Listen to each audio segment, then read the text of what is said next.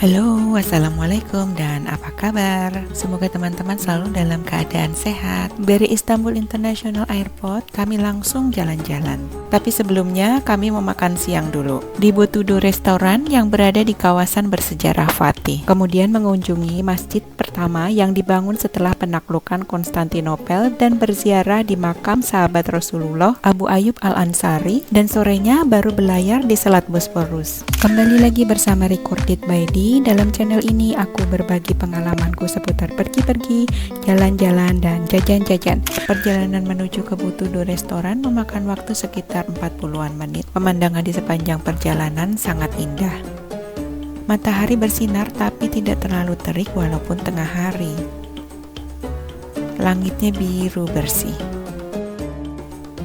Turki merupakan negara lintas benua yang sebagian besar wilayahnya 97% berada di Asia dan sebagian kecil 3%-nya berada di Eropa.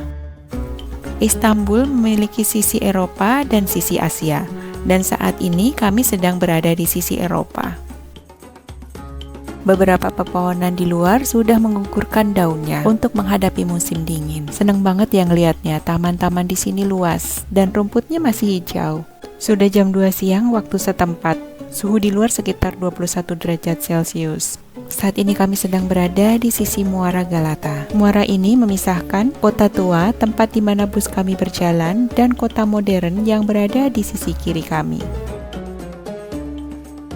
Wow, ada kereta gantung. Banyak sekali bangunan tua menarik yang kami lihat di sepanjang jalan di kota tua ini. Salah satunya ini, rumah kayu bermenara tunggal, menara bata, dan kubah masjid berwarna biru.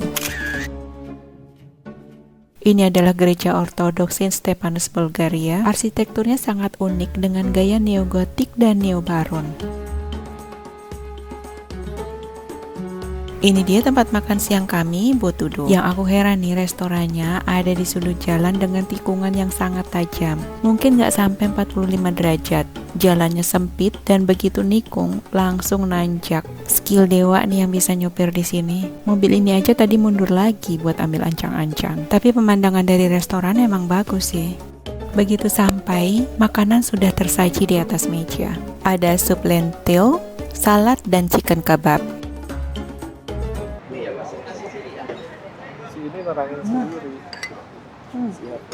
Supnya enak, masih panas, cuma aromanya agak aneh aja. Kita makan di pinggir jalan gitu, anginnya semilir. Sekarang aku mau nyobain kebab. Di dalam kebabnya itu ada nasi. Ini ada roti tipis gitu, bawang. Ini chicken kebab, kentang goreng. Cobain nasinya dulu ya. Ada rasanya nggak? Nasinya tuh gurih, tapi agak ngeletis. Terus lengket, kayak dikasih ketan. Chicken kebab. Untuk saladnya dikasih dressing dulu, olive oil sama lemon aja. Salad setelah dikasih minyak zaitun sama tadi kayaknya peresan lemon. Enak, segar, asam-asam.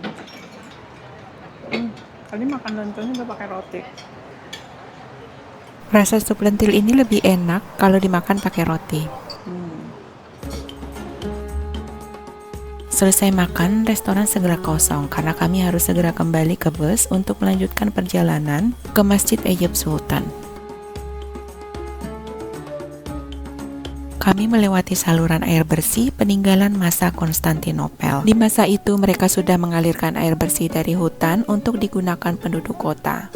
Kalau ini adalah bagian dari benteng Konstantinopel. Keren banget sih Istanbul ini. Peradaban kuno berdiri berdampingan dengan peradaban modern. Dari tempat parkir bus, kami berjalan kaki untuk memasuki Masjid Eyüp Sultan. Melewati komplek pemakaman kuno yang unik. Nisannya tinggi-tinggi, bentuknya pun unik. Komplek pemakaman ini sudah ada sejak zaman Utsmaniyah.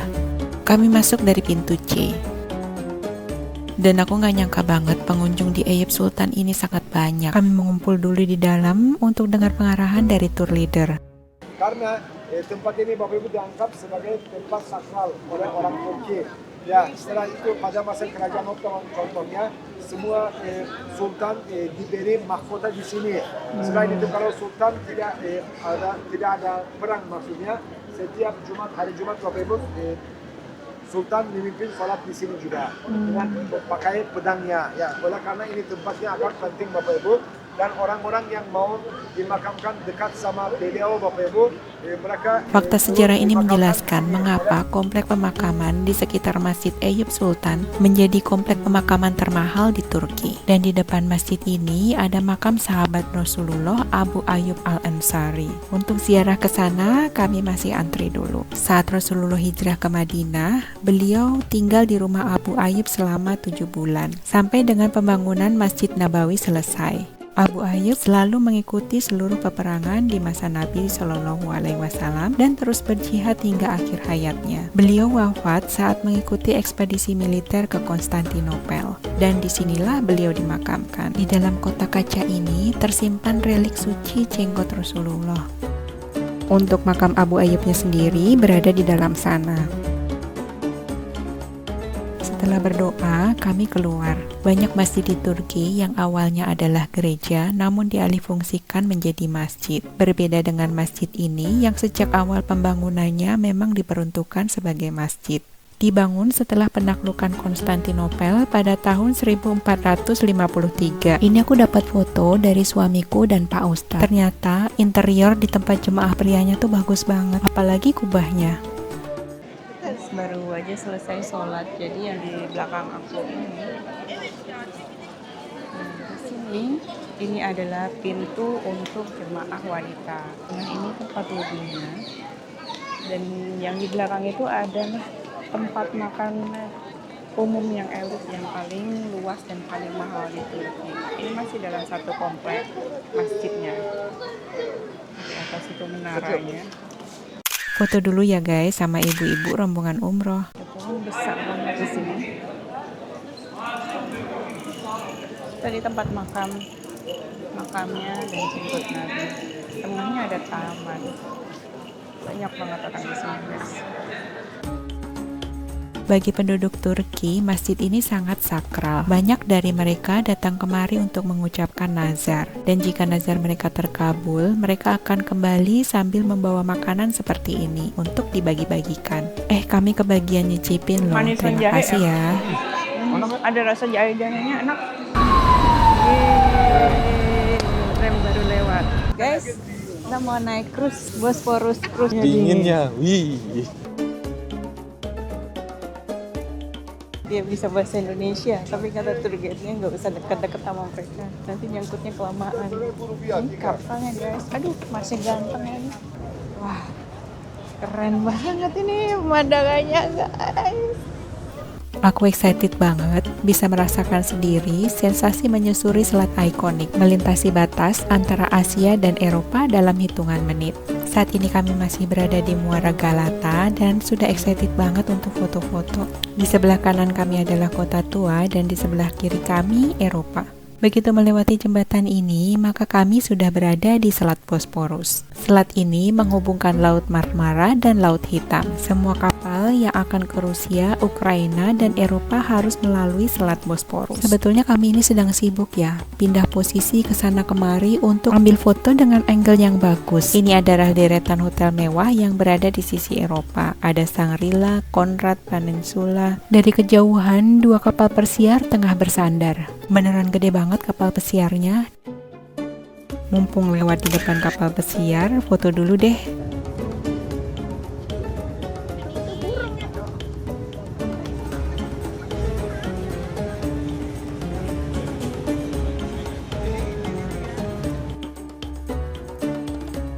Istana Dolmabahce yang kami lewati ini dibangun dengan gaya Eropa.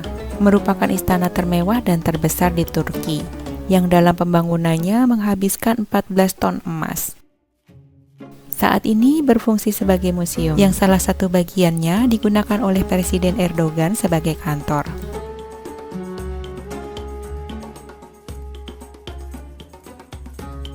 Berikutnya kami melewati Istana Ceram yang dibangun pada abad ke-19 dengan gaya arsitektur Mesir. saat ini berfungsi sebagai hotel yang menjadi hotel termahal di Turki. Semua orang penting yang datang ke Istanbul pasti menginap di sini, seperti para presiden, artis, dan orang-orang kaya. Nama hotelnya Kempinski Ceram Palace. Jembatan Bosporus pertama yang dibangun pada tahun 1978, Bapak Ibu. Mendekati jembatan Bosporus 1, kami menyaksikan Masjid Ortokai yang menjadi salah satu ikon Istanbul. Masjid Ortokai adalah masjid tercantik di Turki. Jadi rugi kalau nggak berpose dengan latar masjid ini. Nah, keren banget kan? Tepat di bawah jembatan Bosporus 1, perahu kami berputar untuk menyusuri sisi Asia. Sisi Asia nampak lebih hijau. 60% penduduk Istanbul tinggal di sisi Asia dan 40%-nya tinggal di sisi Eropa. Kita tuh ada album ini. Terima kasih. Masnya itu bisa bahasa Indonesia tuh, lihat hasilnya cakep-cakep banget. Mana deh hasilnya deh? Ini semuanya $20. Ya, cakep-cakep ya. Mas ganteng ini fotografernya. Waktu kami baru naik kapal, dia main foto aja tanpa mungut biaya. Tapi kalau mau albumnya seperti punyaku tadi, harus bayar. Nah, dia lagi ngerayu ibu-ibu nih supaya dibeli albumnya. Dibeli ya ibu-ibu, kan kapan lagi ya kita bisa kesini? Menara kecil di tengah ini namanya Kis Kulesi, yang dibangun sejak zaman Romawi. Pada masanya digunakan untuk mengawasi lalu lintas laut. Sekarang berfungsi sebagai restoran termewah di Istanbul.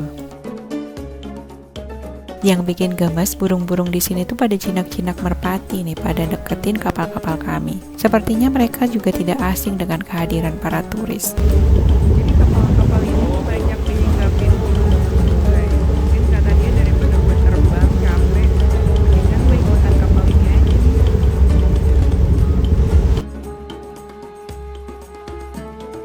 Ini kapal tanker yang membawa minyak ini ke Eropa lewat Selat Bosporus.